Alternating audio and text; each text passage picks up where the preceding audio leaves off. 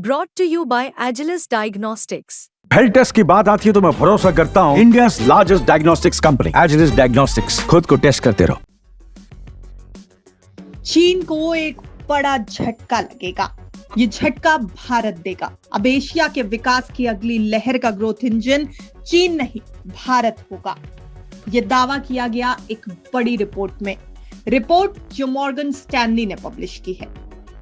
चलिए आपको ये पूरी खबर बताते हैं विस्तार से। दरअसल एशिया में विकास की अगली लहर का ग्रोथ इंजन चीन की जगह भारत बनेगा, ये दावा मॉर्गन स्टैनली की एक रिपोर्ट में किया गया है, जिसके मुताबिक एशिया की कुल ग्रोथ में 4 बड़ी अर्थव्यवस्थाओं का सबसे ज्यादा योगदान होना है और उन 4 बड़ी अर्थव्यवस्थाओं में से एक भारत है। हालांकि इन 4 इकोनॉमीज में चीन का कहीं नाम नहीं है। मॉर्गन स्टैनली की रिपोर्ट क्या कहती है, चलिए ये भी जान लीजिए। दरअसल मॉर्गन स्टैनली ने अपनी रिपोर्ट में जो लिखा है उसके मुताबिक भारत, इंडोनेशिया, फिलीपीन और मलेशिया जैसी उभरती अर्थव्यवस्थाएं एशिया में डेवलपमेंट यानी विकास की अगली लहर की अगुवाई करेंगी।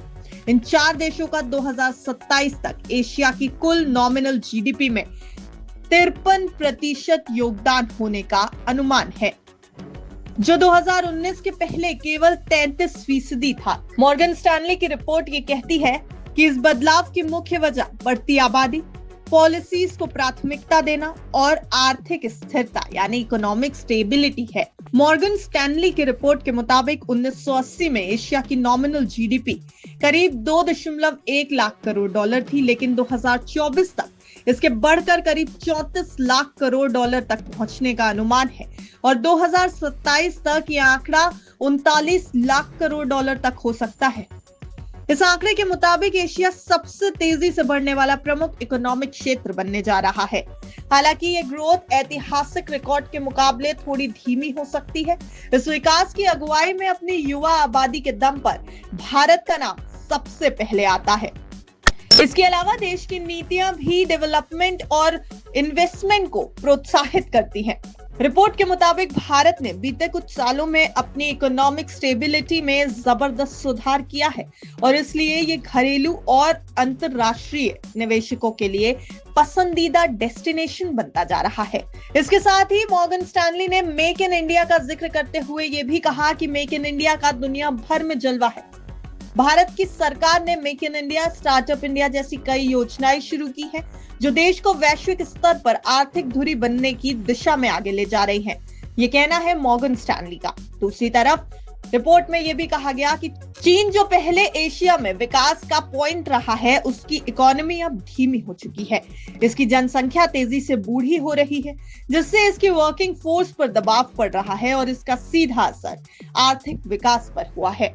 जहां चीन आर्थिक विकास में धीमी स्पीड से बढ़ रहा है, वहीं भारत, इंडोनेशिया और दूसरी युवा अर्थव्यवस्थाएं एक नई ऊर्जा के साथ उभर रही हैं।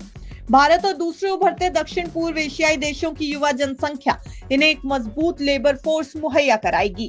मॉर्गन स्टैनली के मुताबिक इन देशों की सरकारें अब नीतियों को इस तरह बना रही हैं जिससे न केवल घरेलू बल्कि अंतर्राष्ट्रीय निवेशकों को भी आकर्षित किया जा सके। मॉर्गन स्टैनली ने कहा कि नौजवानों की जनसंख्या का इकोनॉमिक ग्रोथ में योगदान बहुत महत्वपूर्ण है, क्योंकि ये इनोवेशन, एंटरप्रेन्योरशिप और प्रोडक्टिविटी में सुधार करती है। तो कुल मिलाकर मॉर्गन स्टैनली अब चीन की जगह भारत पर अपना भरोसा जता रहा है। और सिर्फ मॉर्गन स्टैनली ही नहीं, बल्कि जेफरीज और मूडीज जैसे बड़े ब्रोकरेज हाउसेस भी अब भारत और भारत की अर्थव्यवस्था के साथ साथ भारतीय बाजार पर भी भरोसा जता रहे हैं। तो इंटरनेशनल ब्रोकरेजेस और इंटरनेशनल एजेंसीज का भारत पर भरोसा जताना भारतीय इकोनॉमी और भारतीय शेयर बाजार में तेजी लाने की उम्मीद पैदा करता है, लेकिन चीन के लिए ये एक बड़ी मुश्किल भी पैदा कर रहा है। आपका क्या कुछ कहना है इस रिपोर्ट पर, हमें कमेंट सेक्शन में जरूर बताएं। ब्यूरो रिपोर्ट, विस्तार।